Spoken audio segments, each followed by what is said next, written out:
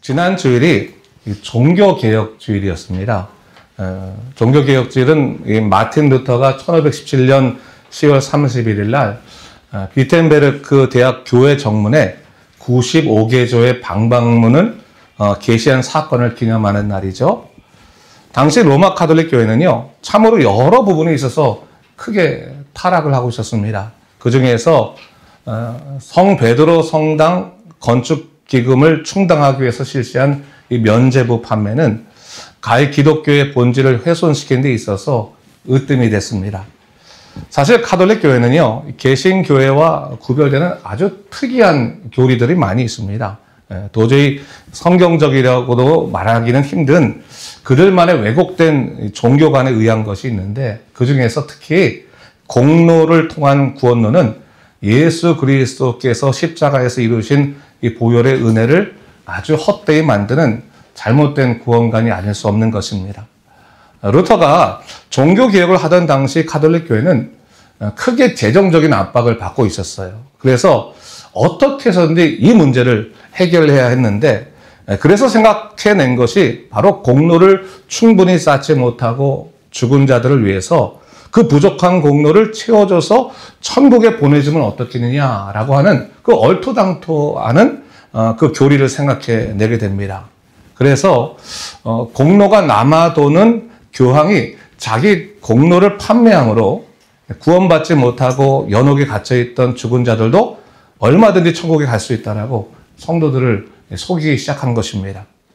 근데 참으로 안타까운 것은 뭐냐면요, 이 면죄부 교리가 당시에 너무나도 사람들에게 잘 먹혔다고 하는 거예요. 잘 먹혔다는 사실입니다. 구원받지 못하고 죽은 가족들로 인해서 슬퍼하던 이들에게 면죄부는 아주 큰 위로의 소식이었고, 그들은 죽은 자기 가족을 천국에 보내기 위해서 막대한 돈을 면죄부를 사는데 사용하기 시작했습니다. 기독교 역사상 가장 큰 사기 사건 중에 하나였던 것입니다.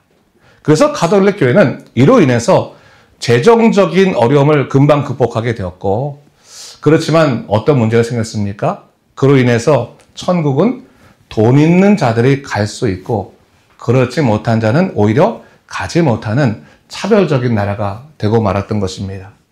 그래서 이 마틴 루터가요, 이런 잘못된 일을 좀 바로잡기 위해서 오직 은혜, 오직 성경, 오직 믿음이라고 하는 이 슬로건을 내걸고, 하나님의 나라는 사람의 필요에 따라서 열리고 닫히고 하는 것이 아니다. 하나님의 뜻 안에서 그 은혜로 부르심을 받은 자들의 나라가 바로 하나님 나라다라고 하는 것을 증거하게 된 것입니다.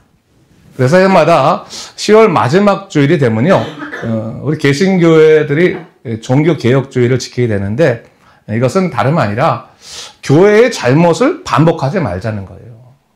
교회는 얼마든지 사람들이 모였기 때문에 잘못을 할 수 있지만 반복하지 말자. 자, 그렇다면 오늘날의 개신교회들은 이런 잘못을 전혀 범하지 않고 있을까? 우린 잘하고 있을까?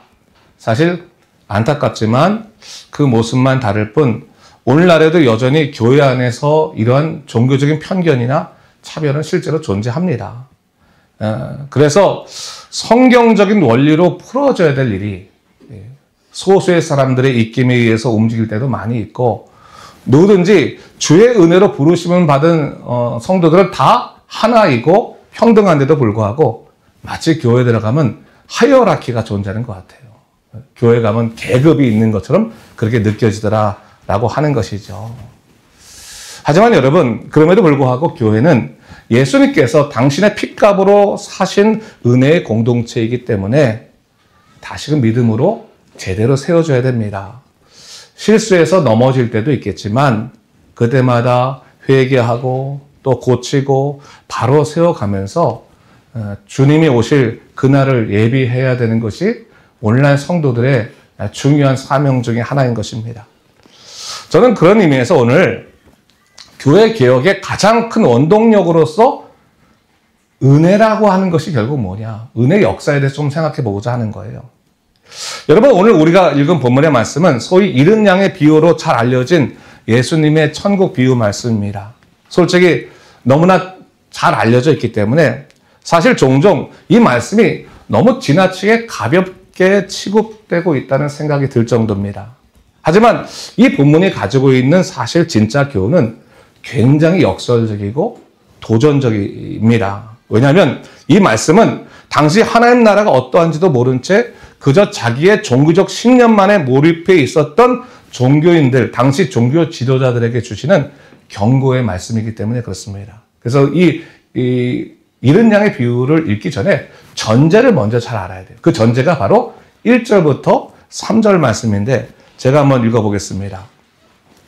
모든 세리와 죄인들이 말씀을 들으러 가까이 나오니 바리새인과 서기관들이 수군거려 이르되 이 사람이 죄인을 영접하고 음식을 같이 먹는다 하더라. 예수께서 그들에게 이 비유로 이르시되 했어요. 그러니까 세리와 죄인들이 나오는데 그들이 주님의 말씀을 듣기 위해서 주님께 가까이 나왔습니다. 근데 그것을 보던 이 바리새인과 서기관들, 당시 종교적으로 가장 높은 위치에 처해 있던 이 지도자들이 이걸 보고 수군거리기 시작하는 것입니다. 왜 수군거렸습니까? 예수님께서 마땅히 거리를 두어야 될 부정한 자들을 오히려 영접하고 음식을 같이 먹는다. 그건 뭐예요? 저들과 같은 무리다 라고 하는 식으로 취급하고 주님을 조롱했던 겁니다. 바로 예수님께서 그들의 이러한 모습을 보고 비유로 말씀하시는 것이 오늘 본문이죠. 사실 당시 유대사회는요, 바리새인이나 서기관들 같은 종교인들이 주도권을 갖고 있던 소위 종교사회였습니다. 그 사회의 기득권층들이 뭐냐면 다 종교 지도자들이었어요. 그들은 나름대로 자기 기준을 세우고 그 기준을 통해서 사람들의 신앙을 재단했습니다. 인생을 재단했어요. 그리고 그러고 난 다음에 거룩한 자와 거룩지 못한 자, 더 나아가서 뭐요? 구원받을 자와 구원받지 못할 자를 나누어서 그들 공동체 가운데 자기들의 입맛에만 맞는 사람들을 두려고 했던 것이 당시의 사회의 모습이었다고 하는 겁니다. 그런 관점에서 본다면 이 본문에 나오는 세리와 죄인들이라고 하는 사람들은 이미 구원받지 못할 하나님께 버림받은 자들이었다는 거예요. 버림받은 자들. 마땅히 그들의 공동체에서 추방되어야 될 사람들, 그들이었다고 하는 것입니다. 바로 우리 주님께서 그들의 그런 악한 마음을 보시고 이 비유를 통해서 말씀하신 것입니다. 근데 오늘 본문을 읽어보면 이 잃은 양의 비유에서 우리가 쉽사리 이해되지 않는 주인의 모습을 발견하게 됩니다. 그가 양 100마리를 가지고 있는데 잃어버린 한 마리 양을 찾기 위해서 다른 99마리의 양을 들에 두고 길을 떠났다. 그렇게 얘기를 하는 겁니다. 소위 경제 논리를 볼 때 말이 안 되는 거죠. 99마리를 들에 버려두고 한 마리를 찾으러 나간다. 그래서 어떤 사람들은요, 이 말씀을 이야기할 때 그 99마리 이미 안전하게 보호된 그런 양들이기 때문에 그 안전하게 보호된 양들은 놓고 위기에 처한 한 마리 양을 찾기 위해서 길을 떠난 것이다 라고 말하기도 합니다. 근데 여러분, 이러한 해석은 이 본문이 말하고자 하는 의미하고 전혀 맞지 않는 해석이에요. 사실 잃은 양의 비유를 정확하게 이해하기 위해서는 오늘 본문에 같은 장에 나오는 다른 두 비유를 살펴봐야지만, 연결시켜야지만 제대로 이해할 수가 있는 겁니다. 여러분, 두 번째 비유에 나오는 이야기가 뭐냐면 잃어버린 한 드라크마의 비유죠. 한 여인이 10개의 드라크마를 가지고 있는데 그 중에서 한 개를 잃어버려서 밤새도록 등불을 켜고 찾다가 결국 찾아냈어요. 너무나 기쁜 나머지 벗과 이웃을 불러서 잔치를 벌립니다. 근데 여러분 생각해 보세요.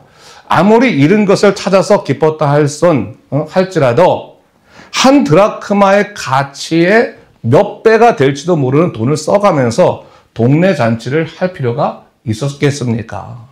근데 여러분, 이 본문의 진짜 의미는 당시 혼인 문화를 염두에 보면 금방 알 수 있는 내용이라고 하는 겁니다. 당시 유대 사회에서는요, 남녀가 결혼을 결단하고 약혼을 하게 되면 남편 될 사람이 결혼 지참금을 마련하기 위해서 한 1년 정도 길을 떠나서 외부에서 일을 하게 됩니다. 그래서 그 1년 동안의 기간 동안 신부가 그 남편을 신랑을 잘 기다려주라고 하는 의미에서 일종의 약속의 증표라고 말할 수 있는 장신구를 만들어주는데, 그 장신구가 드라크마라고 하는 은하의 가운데 구멍을 뚫어서 10개를 하나로 모아서 그거를 갖다 머리 장신구를 만들어주는 거예요. 그러면 그 장신구를 이 여자가 머리에 이렇게 달고 있으면 사람들은 이 여인이 약혼을 한 사람이구나, 신랑을 기다리는 사람이구나 라고 하는 것을 알게 되는 거죠. 그리고 그걸 소중히 여기면서 1년간을 보낸다고 하는 거예요. 근데 오늘 본문에 보니까 어떠한 이유인지 모르지만 그 장신구의 줄이 끊어져 가지고 그 중에서 한 개의 드라크마가 잃어버려지게 된 거예요. 사라지게 된 겁니다. 마땅히 지켜야 될 보물을 지키지 못했다고 하는 거잖아요. 그렇다면 뭐예요? 이 신랑의 입장에서 본다면 이 여인은 버림받을 그런 위기까지, 그런 잘못을 한 여인이 될 수밖에 없는 것이고, 그러니 이 여인이 얼마나 답답하고 걱정됐겠어요. 등불을 켜고 밤새도록 그냥 은하가 어디 있는지 찾았는데 결국 찾고 나니까 너무나 기뻐서 이제 드디어 찾았다라고 하면서 그 친구들과 이웃을 불러서 잔치를 할 수밖에 없는 것이죠. 여러분, 그런 의미에서 본다면 뭐예요? 한 개가 모자란 9개의 드라크마는 그 자체가 뭐예요? 아무런 의미가 없는 거예요. 아무런 의미가 없는 거예요. 한 개가 모자라서 그 9개 남았다는 게 아니라 한 개를 잃어버린 드라크마 자체는 9개가 아무런 의미가 없는 것들이 돼버리고 난다라고 하는 것을 얘기하고 있는 것이죠. 그와 똑같습니다. 100마리 양이 이 주인의 양인데 한 마리의 양을 잃어버리게 되면 다른 99마리의 양은 실패의 무리가 되는 거예요. 의미가 없어요. 그럼 어떡합니까? 반드시 그 한 양을 찾아서 100마리 양을 채워야지만 뭐예요? 온전한 그 주인이 사랑하는 그런 양무리가 되기 때문에 그 한 마리 양을 찾으러 나가는 거죠. 그 한 마리 양이 바로 99마리 양처럼 똑같은 운명 공동체임을 성경은 얘기하고 있는 것입니다. 바로 그런 의미에서 주님께서 바리새인과 서기관들에게 말씀하시는 거예요. 너희들은 저 세리나 죄인들이 너희 공동체 안에서 떠나보내야 돼. 정말 그들을 추방시켜야 될 사람인지 모르지만, 소위 뭐예요? 버려야 될 양처럼 너희들은 생각할지 모르지만 저들이 없으면 너희는 아무것도 아니다. 아무것도 아니다. 또 너희가 만일 저들을 실족하게 만들어서 저희를 떠나게 만든다면 결국 너희들은 그것에 대한 그런 죄를 짊어져야만 한다라고 하는 것을 말씀해 주는 거죠. 그래서 이 말씀이 참으로 도전적이고 무서운 경고의 말씀이 아닐 수 없는 겁니다. 사실 사실 오늘날 교회도 마찬가지죠. 그동안의 교회 역사뿐만 아니라 오늘날의 교회 현실에서도 사실 이렇게 바리새인과 서기관 같은 마음을 가지고 다른 이들을 정죄하고 분리시키는 일들이 솔직히 얼마나 많이 존재하고 있습니까? 저 또한 목회를 하고 있지만요, 스스로 자유하지 못해요. 근데 저도 이 신앙생활 하면서 고민 중에 하나가 뭐냐면, 왜 교회 안에서 서로 정죄하고 미워하고 분리시키는 일들이 끊어지지 않을까? 마땅히 우리 공동체 안에서 버려져야 될 사람이 존재한다고 하는 생각들을 우리는 왜 버리지 못할까라고 하는 그런 고민들이 있어요. 그러니까 여러분 보세요. 교인들 다 붙들고 얘기하면, 특별히 상처받아서 교회 떠났다는 사람 다 붙들고 얘기하면 예수는 좋은데 교회는 싫다는 거예요. 한 번쯤은 다 여러분 인식하고, 예수는 좋은데 교회는 싫다, 이런 말을 들어보지 않습니까? 오늘 본문에서 예수님께서 이 잃은 양의 비유를 말씀하신 것은 당시 그 자리에 있던 바리새인과 서기관들이 세리와 죄인들을 보면서 수근거리고 더 나아가서 예수님께서 행하신 그 사랑의 일들을 거룩하지 못한 일로, 또 잘못된 일로 폄하했기 때문입니다. 그들은 예수님께서 왜 세리와 죄인들과 함께 하시는지 이해하려고 하지 않았어요. 그들과 음식을 먹는지, 왜 음식을 먹는지 그 내용을 알려고 하지도 않았습니다. 그냥 그 모습만 보고 나서 잘못됐어. 예수는 틀린 사람이야. 라고 정죄해버리고 그리고 그 공동체 안에서 예수님까지도 제해버리려고 그렇게 생각했다라고 하는 사실입니다. 근데 여러분 반대로 생각해 보면요. 세리와 죄인들은 뭘 했겠습니까?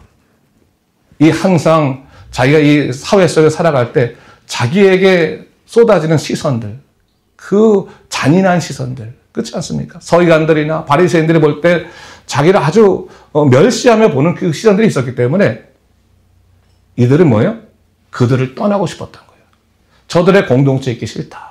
어떻게 보면 숨어버리고 만 거죠. 예배 자리에서 떠나버리고 만 것 아니겠습니까?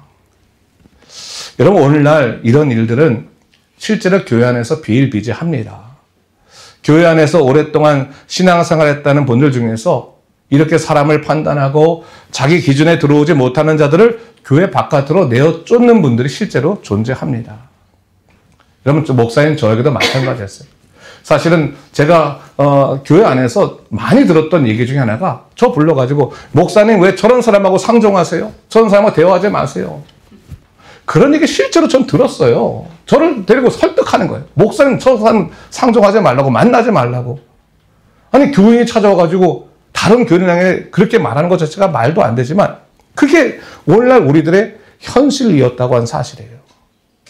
사람들의 생각에서는요. 보살필 양과 버릴 양이 나눠져 있다고 생각하는 겁니다. 근데 여러분 솔직히 교회도 사람이 모인 공동체인데 어떻게 서로 다 마음이 맞고 더 함께 더불어 있을 수 있겠습니까? 불편하고 마음에도 안 들고 때로 같이 있기도 싫지만 그러나 여러분 어느 누구도 감히 주님을 대신해서 사람을 판단하고 내어칠 수는 없는 것입니다. 예수님 보시기에 당시 바리새인들과 서기관들은 그들 스스로는 나는 믿음이 좋다라고 그렇게 생각했지만 주님 눈에서는 그렇지 않았다는 거예요.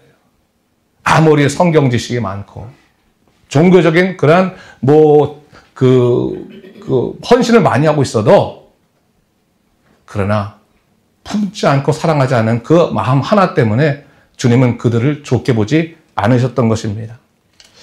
주님께서는요, 바리새인이나 서기관들의 눈에 버려진 양처럼 보이는 자들을 향해서 뭐라고 말씀하신 거예요? 저들은 잃은 양이다. 내 양이었는데 잃어버린 양이라고 말씀하시면서 나는 저 양들을 찾으러 길을 떠나겠다고 말씀하시는 거예요. 너희들에게는 마땅히 내 보내줘야 되는 버릴 양일지 모르지만 저들은 내게 누구보다도 소중한 잃은 양일 뿐이다. 너희들의 삶은 저들이 너희와 함께 있기 때문에 의미 있어진다는 것을 알아야 된다. 너희 생각을 기준 삼지 말고 나의 생각과 마음을 기준 삼아서 나를 따라 살아라. 그렇게 말씀해 주신 것이라는 사실이죠. 오늘 본문 4절 한번 보세요. 보면 양 한 마리를 잃어버린 주인이 99마리의 양을 들에 두고 길을 떠나되 뭐라고 말해요? 그 잃은 것을 찾아내기까지 찾아다닌다. 찾아내기까지 찾아다닌다. 결코 한 마리를 잃어버리지 않겠다는 거예요. 반드시 찾아내겠다. 반드시 찾아내겠다라고 말씀하시는 것이 바로 우리 주님의 마음이고 우리를 향한 주님의 은혜인 것입니다. 여러분 우리가 주님을 믿게 된 것이 단순하게 누군가를 통해서 이끌려 왔기 때문이 아님을 알아야 되는 거예요. 예수님께서 나를 찾기 위해서요. 정말 수단 방법을 가리지 않고 애를 쓰신 거죠. 때로는 사람을 보내기도 하시고 환경을 만들기도 하시고 여러 가지 상황 속에서 나 하나를 찾으시려고 얼마나 애쓰셨나 그걸 알아야 되는 거예요. 특히 바리새인과 서기관 같은 사람들에게 조롱받고 수군거림을 당할 때 주님은 바로 이 죄인들과 세리에 함께 그들과 함께 그 자리에 있으면서 식사를 하시면서 그들을 품어 안으셨다는 것을 성경은 우리에게 이야기하고 있는 것이죠. 예수님은 수군거린다고 해서 내가 잘못했어. 내가 저들하고 상종하지 않을게. 이래도 너희들하고 같이 지낼게. 그렇게 말씀하지 않으셨어요. 오히려 뭐요? 경고하고 가르치셨단 말이죠. 너희의 생각이 잘못되었다라고 말씀하시는 거예요. 저는 오늘 본문을 보면서 이런 생각을 해봤어요. 나는 버려지거나 잃어버려진 양은 아니다 라고 생각할 때가 우리 많아요. 솔직히 말해요. 신앙생활 하는 사람들은. 그런데 가끔 가다 보면요, 우리는요, 사람이 싫고 또 때로는 주님도 보기 좀 민망해서 숨을 때가 있다는 거죠. 숨은 양이 될 때가 있어요. 버린 양이나 잃은 양은 아닌 것 같은데 숨은 양은 될 때가 있단 말이에요. 때때로 신앙생활 잘 하다가도 숨고 싶을 때가 있어요. 다른 사람들이 나를 찾는 것도 싫고 그냥 나 혼자서 홀로 어둠 속에 있고 싶을 때가 있단 말이죠. 성경에서요, 이런 숨은 사람들, 일명 뭐요? 숨은 양들에 관해서 실제로 얘기해요. 여러분 창세기 3장을 보게 되면 아담이 자기 죄 때문에 하나님의 낯을 피해서 숨었습니다. 열왕기상 19장에서는 선자 엘리야가 아방의 부인이었던 이세벨이 자기를 죽인다고 공언했을 때 그 두려움으로 해서 스스로 광야로 들어가서 로뎀나무 아래에 숨었습니다. 요한복음 21장에서도 예수님을 3번이나 부인한 베드로가 부활하신 예수님을 만났음에도 불구하고 그 죄책감으로 자기 고향으로 돌아가서 숨었습니다. 그들 모두가 다 각자 나름대로 이유를 갖고 주님을 향해 숨었지만 주님은 어떻게 하셨습니까? 그들이 숨어있는 그 자리까지 찾아가서 그들을 만나셨다는 거예요. 여러분, 오늘날 우리도 마찬가지예요. 때때로 사람들에게 숨고 싶고 더 나아가서 주님을 향해서도 숨고 싶을 때가 있어요. 근데 성경은 오늘 뭘 말씀하시는 거예요? 우린 결코 숨겨지지 않는다는 거예요. 반드시 하나님께서 나를 찾으신다. 주님이 나를 포기하지 않으시기 때문에 나를 반드시 찾으신다라고 성경은 우리에게 가르치고 있는 것이죠. 그런 의미에서 여러분, 우리가 하나님과 이 숨바꼭질을 좀 하고 있다는 것을 좀 잊지 말아야 될 것 같아요. 여러분, 이 숨바꼭질이라고 하는 것이 이게 참 웃긴 것이 숨바꼭질이 순례가 찾아지면 이게 놀이가 될 수 있지만 이게 안 찾아지면 재앙이 될 수 있어요. 제가 어렸을 때 저는 연희동 언덕에 있는 서민 아파트에 살았거든요. 근데 저는 이 숨바꼭질과 연관된 일화들이 많아요. 그 중에 하나가 뭐가 있냐면 애들하고 시큰 숨바꼭질하는데 제가 잘 숨었어요. 정말 잘 숨는 건 잘해. 그러니까 숨는 건 지금도 잘 숨어 사실은. 근데 애들하고 놀다가 제가 어디에 숨었냐면 여러분 당시 공사하다 보면 이게 시멘트로 되어 있는 상수도관 있잖아요. 이렇게 공사하려고 다 쌓아놓는 거. 그래서 그 상수도관에 한 3층쯤에 올라가서 거기 안에 쫙 들어가 숨었던 거예요. 숨었어. 찾나 뭐 찾나 보자 했는데 잘 숨었죠. 근데 한참 숨다 보니까 내가 졸려서 잤나 봐요. 당시 초겨울이었는데 추우니까 졸려서 잤어. 중요한 건 뭐냐면 애들도 찾다가 못 찾으니까 다 집에 갔어. 근데 한참 자고 있는데 갑자기 누가 청새야 그러면서 막 나를 붙들고 깨우는데 깨어나 보니까 우리 어머니인 거예요. 어머니. 그러니까 제가 애들하고 놀다가 그냥 밤에 추우니까 거기서 그 시멘트 이제 그 상수도관에서 잠을 자고 있었는데 어머니가 9시까지 돼도 애가 안 들어오니까 더운데다 물어본 거예요. 우리 애 어디 갔냐? 우리 아들 어디 갔냐 했더니 숨바꼭질하는데 술래인데 못 찾아서 왔다는 거야. 그러니까 그 다음부터 우리 어머니가 막 동네를 찾기 시작한 거예요. 그리고 거의 자정이 됐을 때 그때 그 상수도관에서 거의 얼어붙을 정도로 자고 있는 저를 발견한 거예요. 만약에 여러분 제가 우리 어머니한테 발견되지 못했으면 제가 여러분 앞에 서 있지 못합니다. 저희 어머니가 뭐예요? 포기하지 않았기 때문에. 그래서 이 숨바꼭질이 재앙이 아니라 놀이로 끝날 수 있었던 거예요. 근데 여러분 오늘날 우리도 마찬가지예요. 우리가 계속 하나님을 향해서 숨바꼭질을 하는 거예요. 하나님 저 찾지 마세요. 하나님 저는 지금 잠시 외출 중입니다. 저 찾지 마세요. 근데 하나님은 포기하지 않으시는 거예요. 왜요? 안 찾으면 죽으니까. 안 찾으면 영원히 잃어버릴 수 있으니까 주님은 결코 포기하지 않고 끝까지 우리를 찾아서 내가 너를 찾는다. 내가 너를 포기하지 않는다라고 말씀하시는 것이 바로 우리 주님의 마음, 사랑의 마음이라는 거죠. 그것을 바로 우리는 은혜라고 말하는 거예요. 절대로 포기하지 않는 하나님의 사랑. 우리 끝까지 찾으시는 주님의 사랑이 있다라고 하는 것이죠. 그래서 교회는 은혜의 공동체인 거예요. 우리 주님께서 나를 찾으셨을 뿐만 아니라 내 주변에 있는 모든 분들, 우리 교인들 모두를 다 찾으신 거예요. 다 찾았다. 내가 좋아하는 사람뿐만 아니라 내가 달갑게 생각하지 않는 사람들도 주님이 찾으신 것입니다. 그러니 내가 주의 은혜를 입은 사람이고 내 옆에 있는 사람도 뭐요? 똑같이 주님의 은혜를 입은 사람이라는 것을 잊지 말아야 할 거예요. 버려질 수 있었는데, 그렇죠? 누군가는 나를 버리라고 말했는데 나는 버려지지 않고 주님께 찾은 바가 되어서 그래서 주님의 사람으로 살 수 있게 된 것이죠. 우리가 스스로 믿음이 좋다고 바리새인이나 서기관이 되려고 해서도 안 되고 역으로 내가 부끄러운 삶을 살았다고 죄인이나 세리가 되어서 숨을 필요도 없는 것입니다. 주님 앞에는 버려진 양도 없고 찾지 못할 정도로 꼽고 숨겨진 양도 없는 것입니다. 그러니까 주님은 당신의 사랑으로 우리를 찾으시는 것이죠. 꼭 숨어서 있을 때면 누군가를 통해서 꼭 다시 찾으시고 우리 마음 가운데 성령이 찾아오셔서 다시금 주님께 돌아가게 하시고 그게 우리 주님의 마음 아니시겠습니까? 중요한 것은 잃은 자를 찾아내시는 우리 주님께서는 뭐예요? 잔치를 벌이시는 거예요. 나를 찾고 나서 하늘 잔치가 벌어지는 거예요. 그렇지 않습니까? 잃어버린 한 드라카마를 찾고 잔치가 벌어지고 잃어버린 아들이 찾아지고 난 다음에 잔치가 벌어지는 거예요.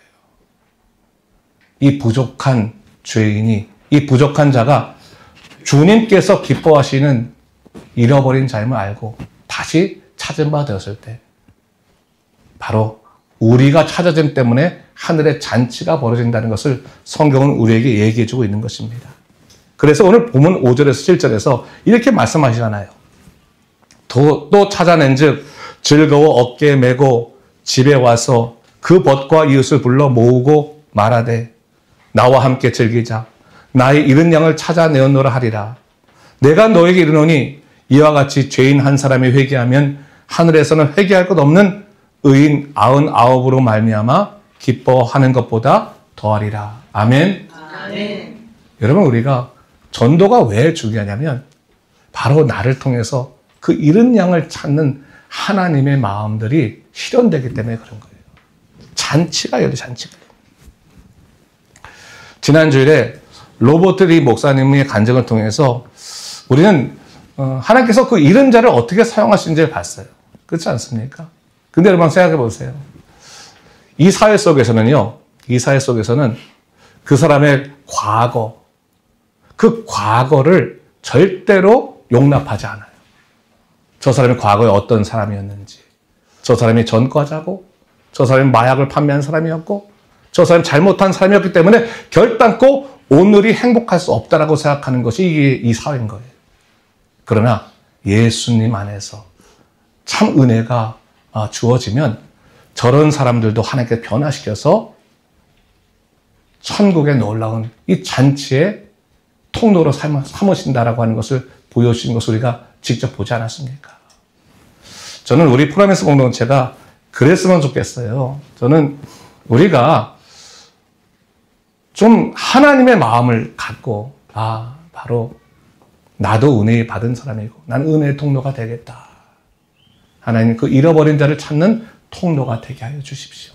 하면서 정말 하나님의 마음을 시원케 드리고 하나님의 마음을 기쁘게 드리는 믿음의 사람이 되었으면 좋겠습니다. 아멘. 그리고 아울러서 내가 은혜 받은 자이기 때문에 나는 숨겨지지 않는다.